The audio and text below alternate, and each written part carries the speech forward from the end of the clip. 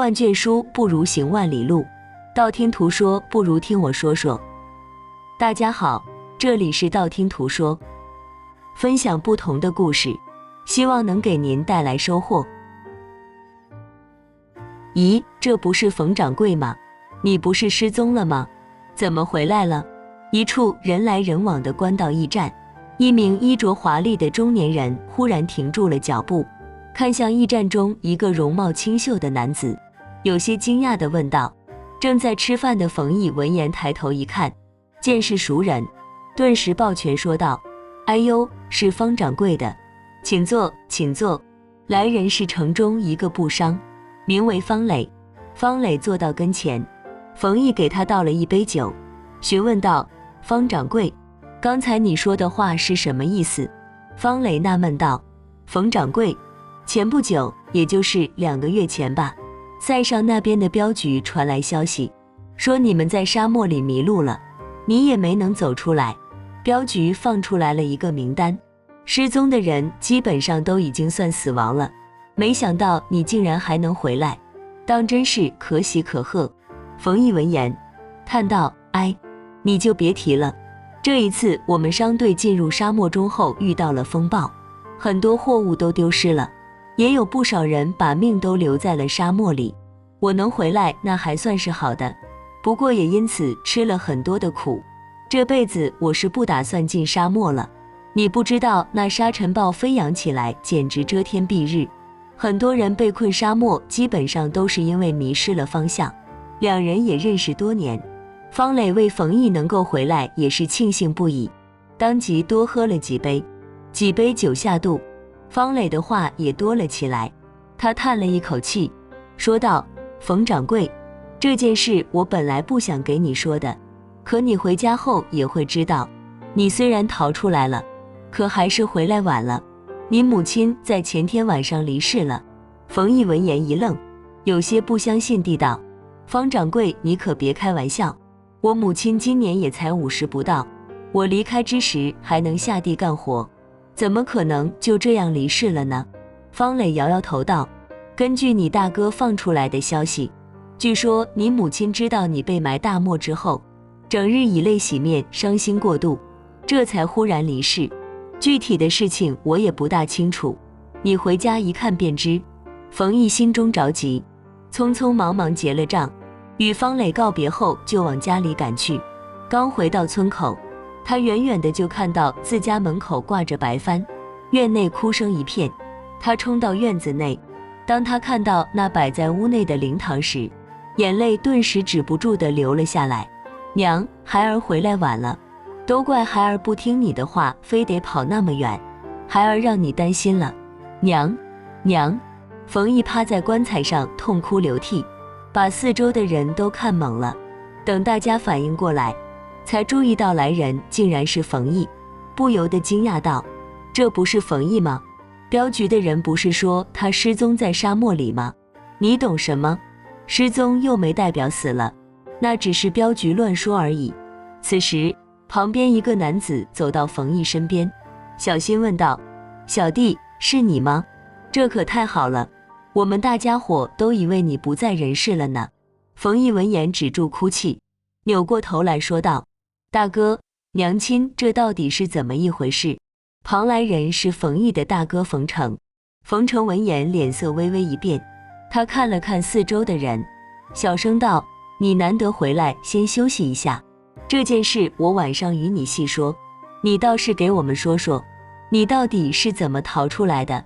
四周来悼念的都是冯家的一些亲戚朋友以及邻里邻居，面对大家伙的好奇，冯毅也只好把事情简单的交代了一遍。当天下午，冯毅陪着大哥冯成一起招待这些前来悼念的人，直到深夜，两兄弟才得空。等人差不多都离开后，冯成拉着冯毅来到旁边一间偏房。这时旁边一个容貌姣好的女子端着一壶茶水与几碟小菜走了进来。冯成介绍道：小弟，白天忙碌来不及给你介绍，这是你嫂子金兰，在你离开后没多久我们就成亲了，你一去就是1年多不回来，也没来得及通知你。冯毅急忙见礼道：“见过嫂子。”金兰笑道：“不用客气，都是自家人，你们慢用着，我去把外面的桌椅收拾一下。左大伯他们还在喝着呢。”等金兰离开，冯成才说道：“小弟，之前你虽然一直在外跑商，可一直都有消息带回家来。可就在3个月前，镖局带来消息说你失踪了。娘亲听说你失踪后，每天茶不思饭不想，整日以泪洗面。我哪怕劝说了很久，依旧没什么改善。就在前日，娘亲忽然咳血，没多久娘亲就断了气息。我估计这是娘亲太思念你的缘故。”冯成拍了拍冯毅的肩膀，叹了一口气后离开了房间。当晚，冯毅很是迷茫，久久不能入睡。他没想到娘亲离世竟然是因为自己，这让他心中非常的愧疚。第二天，冯毅没有留在家里，他带着几个村民进山给娘亲选了一处好地，挖坑埋棺，也算是尽了做儿子的本分。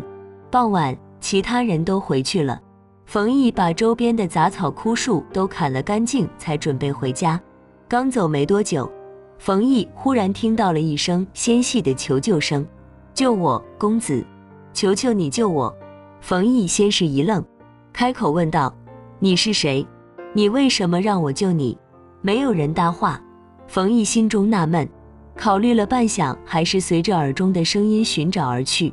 那句话一直飘荡在他耳边，忽远忽近，不停地在重复着。一盏茶后，冯毅迎面碰到了一个满脸胡须的壮汉。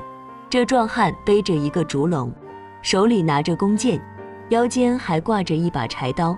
冯毅仔细听了片刻，发现声音的确是从壮汉背后的竹笼里传来，于是便走上前，恭敬地行了一礼，说道：“这位大哥，你竹笼里好像有人在求救，好像是一个小女孩的声音。”那壮汉见冯毅偏偏有理，也没恼怒，顿时笑道：“你这后生说什么胡话？我这竹笼里就只有今天早上捕到的一条青蛇，哪里有什么小姑娘？你可别说胡话吓唬我。”冯毅闻言一愣，这才意识到自己说话的确有些不妥，于是便把自己刚才听到的话又说了一遍。那壮汉见冯毅不相信，便把竹笼打开，冯毅往里瞧去，发现还真是一条受伤的青蛇。当他看见那青蛇时，心中莫名的有了一丝哀伤与同情，那小青蛇的眼中也露出一丝请求。就在这时，他耳中又传来声音：“公子，你救救我，我是山中精灵，从来没有害人。渡劫失败后，我法力全失，外出寻药时不小心被抓住，求公子救救我。”冯毅看了看壮汉，发现对方依旧没有听到，他心中顿时明白过来，好像只有他才能听到这青蛇说话。心中怜惜之下，冯毅扭头对壮汉说道：“这位大哥，我看这青蛇蛮可爱的，不如你就将它卖给我吧。刚才可能是我听错了。”壮汉瞥了冯毅一眼，眼前这个年轻人神神叨叨的，也奇怪得很，身上全部都是泥土，也不知从哪里来。他想了想道：“这青蛇可是稀有品种，我本来准备拿去卖给城里的杜老爷，既然小兄弟想要也不是不可以，给个5两银子即可。”冯毅听后也没还价，直接掏出10两银子递给壮汉，说道：“这竹笼也给我吧。”壮汉见状大喜，急忙把竹笼也递给冯毅，他则拿着银子喜滋滋地跑了，好像生怕跑慢了一步，冯毅就会反悔似的。等壮汉离开后，冯毅打开竹笼，说道：“好了，你现在可以走了。”那青蛇游出竹笼后并没有走，反而一直盯着冯毅。半晌，冯毅耳中又听到了一段话：“公子，我刚才从你的身上闻到了一股百年老黄金的味道，这东西你还有吗？如果有了它，我就能够恢复修为了。”百年黄金？你说这个？冯毅从怀里拿出一截老根，这东西是他早上从林子寻到的，本来也打算拿回去卖钱，既然这青蛇需要，他索性直接扔给了青蛇。那青蛇见到这老根，眼睛都亮了，一口叼住飞过来的黄金，竟囫囵吞枣般全部都给吃了下去。这看得冯异目瞪口呆。接下来让冯异目瞪口呆的事情还在后面。只见这青蛇浑身散发出一股浓浓的青雾，一阵霞光之后，冯异面前竟然出现了一个容貌俊美的女子。这女子朝冯异微微欠身，说道：多谢公子相救，妾身渡劫失败，法力亏空，如今算是补齐了。妾身青莲见过公子，公子大恩，青莲没齿难忘。冯异闻言摆摆手，笑道：这举手之劳而已，既然姑娘已经恢复法力，那小生便告辞了。家母过世，还得回去操办。青莲闻言一愣，笑道：公子就不怕我？冯异道：如果姑娘要害我，那早就害了，何必与在下啰嗦？况且我做我的好事，姑娘乃生灵化形，作恶作闪与我无关。青莲闻言上上下下打量了冯异，点点头道：公子的品性心性乃我生平所见，既然公子救了我一命，那我便替公子补一卦。青莲嘴里默念了几句，半晌后他抬头看向冯异，意味深长地道：公子，你回去后小心你兄嫂。冯异一愣，他刚要仔细询问，却发现青莲不见了，摇摇头。冯异觉得自己是不是这2天伤心过度起了幻觉？小心兄嫂干嘛？难道他们会害自己？自嘲笑了笑，冯异扛着锄头便回家了。说者无心，听者有意。哪怕冯异心中不相信大哥会害他，他也做不到真的完全不顾。当晚，冯异并没有睡着。到了后半夜，冯异起夜准备去小姐。他刚打开门，忽然发现对面兄嫂房间的油灯还亮着，心中起疑之下，他便悄悄来到窗外。不多时，屋内传来冯成与金氏的讨论声。金氏道：你这没有的家伙，你不是说你弟弟回不来了吗？怎么又回来了？冯成郁闷道：我怎么知道？抚远镖局的人都说他失踪在大漠里，我也不知道他会回来。金氏道：那现在怎么办？他回来后迟早会查到店里的账目与房契地契在我们这里，到时候你又怎么解释？你母亲也是偏心，说什么家里的店铺应该有他一份。这次他死了，虽然说是一了百了，可谁知道你弟弟又回来了？冯成无奈道：那你说怎么办？这件事迟早会被他发现。金氏道：不如我们来个一不做二不休，直接这样。屋内的声音小了一些，可窗外的冯异还是听了一个大概。金氏竟然要趁着他去弃坟期间，想办法让他死于意外。林子里死于意外的办法太多了，豺狼虎豹、蛇虫鼠蚁那一样不致命。冯异这才明白过来，原来母亲的死不是因为自己，而是兄嫂故意为之。他当即就想破窗而入，找大哥冯成讨要一个说法。可就在这时，一只冰冷的手拉住了他。冯异扭头一看，竟然是那条青蛇。青莲朝他摇摇头，并说道：公子，你现在闯进去得不到什么好处，相反你兄嫂也会否认这件事。如果能够把你母亲请回来当面对质，说不定还有办法对付他们。冯异急忙把青莲带离开院子，找了一个僻静之地，询问道：你说我请我母亲回来当面对质，我母亲已经离世，难道还有机会回来？青莲看了看冯异，叹了一口气道：你母亲能不能回来的看她有没有投胎转世，如果还没有投胎转世，或许还有一线生机，当然这还需要你冒险，说不定你也会死。冯异仿佛抓到了一线生机，他祈求道：青莲姑娘，我知道你有办法，对不对？如果能够救我母亲回来，哪怕让我减寿20年，我都愿意。冯异大孝子的名声，在这10里8乡都是有名的。如果真的能够让母亲复活，他甚至可以付出自己的生命。青莲点点头道：我渡劫失败后沦为了地灵，掌握了一种名为开阴术的术法。此术法可以暂时打开阴地之门，让你进入丰都鬼城，从丰都鬼城进入地府。如果你能够找到你娘亲，给阎王爷求求情，或许还能带你母亲回来。这东西你拿着，如果找不到你母亲，你就直接捏碎它，我会带你回来。青莲给了冯毅一块玉佩，之后单手一划，嘴里念念有词。没多久，冯毅面前竟然出现了一个黑漆漆的大门。冯毅看了看青莲，毅然决然走了进去。记住，你只有3天时间。青莲的声音他听不到了，背后的黑色大门也消失不见，而他的正前方有着一块高大的牌楼，上面写着丰都。就在冯毅发愣时，旁边冲出来2名鬼差，一下子把冯毅抓个正着。其中一名鬼差纳闷道：奇怪，这人身上阳气好足，管他呢，我们带回去给阎王爷大人发落就行。冯毅刚想解释，却直接被这2名鬼差打晕了过去。冯毅不知道，其实他这也是运气好，刚刚碰到准备外出的鬼差，要让他在丰都寻找地府入口还真很难寻到。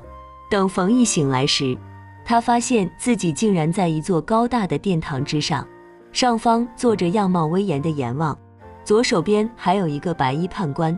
大胆狂徒，你为何强闯丰都？难道就不怕永世不得超生吗？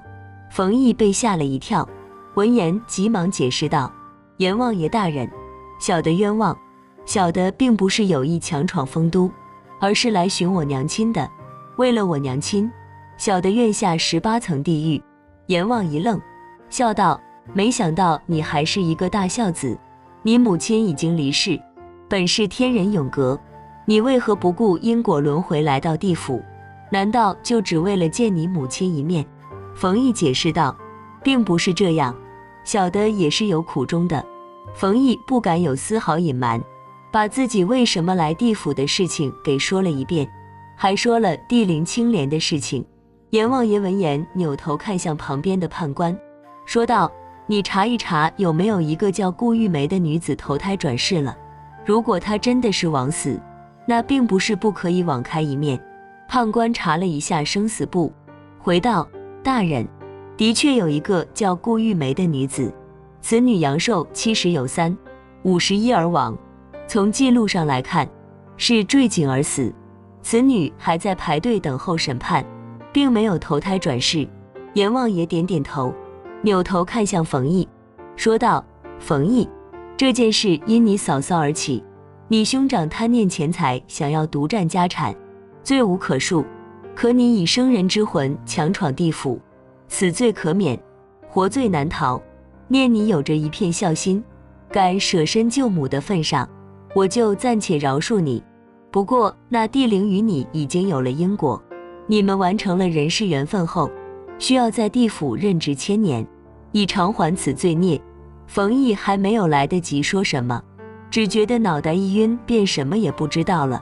当他醒来时，发现自己正躺在青莲怀里，而青莲却如同老了10几岁，整个人头发都白了一大半。冯毅有些愧疚地说道：青莲姑娘，是我连累你了，你被地府发现了踪迹。以后青莲阻止了冯毅再说下去，笑道：我都知道了，这是我的命数，就算没有你，作为地灵我也必须去地府报道。你当初救我一命，我付出这些都是应该的，我并不后悔。我们快回去吧，你母亲的魂魄已经被牛头马面送回来了。冯毅急忙起身，两人快步往院子方向跑去。不过在回家之前，冯毅一路上把街坊邻居亲朋好友都给叫上了。此时冯成与金氏已经从屋里跑了出来，他们刚才听到棺材里面有异动，现在两人战战兢兢站在一旁，脸都吓白了。不多时，冯家小院都挤满了人。冯成见这么多人过来，一开始也不知道是啥情况，不过他倒是不怎么害怕了。见冯毅回来，他急忙道：小弟，你过去看看是什么情况，是野猫还是什么？冯毅冷冷看了他一眼，走到棺材前面，直接就撬开了棺材，发现顾氏真的苏醒过来。娘，我接你来了。顾氏从棺材里坐了起来，把四周的人吓得退了好几步。顾氏一看冯毅，意外之下大喜道：我不是在地府吧？毅儿，你回来了。娘，这不是地府，我回来了。你把你知道都说出来。我知道你身体那么好，肯定不是因病去世的。冯毅把顾氏从棺材里面搀扶出来，他一看到金氏，顿时明白过来了，当即对众人说道：各位，我顾氏并没有死，阎王爷看我实诚放我回来，我之所以被害，完全就是因为金氏，还有我这个逆子。冯成一看顾氏又好端端的活过来，顿时有些傻眼了，当即跪着地上哭诉道：娘，孩儿不孝，孩儿是被猪油蒙了心。金兰说我们家的财产都应该是我的，我糊涂啊，我错了，你就饶了我吧。金兰也是脸色大变，她没想到顾氏依旧被装进棺材好几天了，竟然还能活过来。在冯成断断续续的解释下，围观的大家伙终于明白了，原来这件事竟然是这样。冯家在村里也是小富之家，在镇上有好几间临街店铺，这些店铺在冯毅父亲离世后就交给了他两兄弟打理。对于做生意，冯毅是非常在行的，经常随着镖局走南闯北，店铺生意不仅没有下滑，反而蒸蒸日上。相反，冯成就好吃懒做了些，整天守在店里无所事事，有什么事情都全部推到冯毅身上。半年前，冯成在翠红楼遇见了金兰，自从见到金兰的那一刻起，冯成就被她的美色所迷惑，没有经过账房先生的允许，也没有告知冯毅，便从店里悄悄拿走了1000两银子给金兰赎身。冯成不敢说金兰是翠红楼的风尘女子，只告知顾氏她家里落了难，自己好心收留了她。在这之后没多久，两人便成亲了。那时冯毅还在外面没有回来，本来顾氏以为大儿子成亲后能够顾家一点，不说有冯毅那么能干，至少也要把店里的事情给支棱起来。可顾氏没想到，2个月后镖局那边就传来噩耗，说冯毅进入大漠后便没有出来，失踪在大漠里面。对于这件事，顾氏一直认为自己儿子吉人自有天相，他会回来的。可得知这一消息的金氏却等不及了，他每天给冯成吹枕边风，让冯成尽快把家产都给夺走。顾氏得知冯成有这意思后，哪里肯答应。冯一生不见人死不见尸，顾氏说什么都不答应。熬了好几个月，冯成估计弟弟应该是回不来了，便伙同金氏悄悄对老母亲下了毒手，对外宣称是伤心过度，思念冯毅离世。冯成没想到，在母亲离世后的第2天，冯毅竟然神奇地回来了。冯毅回来后彻底打乱了他的计划，金兰更是想提前除掉冯毅，想彻底夺得冯家的家产。可他2人还没有来得及行动，顾氏竟然死而复生了，并且还指证了他2人的种种罪行。这下子村里所有人都明白过来了，原来这一切竟然是冯成2口子设的局，要不是冯毅回来，大家伙都还被蒙在鼓里呢。于是大家伙纷纷指责，怒骂道：冯成，你这狼心狗肺的东西，竟然为了一些钱财害母害弟，你还有没有点良知？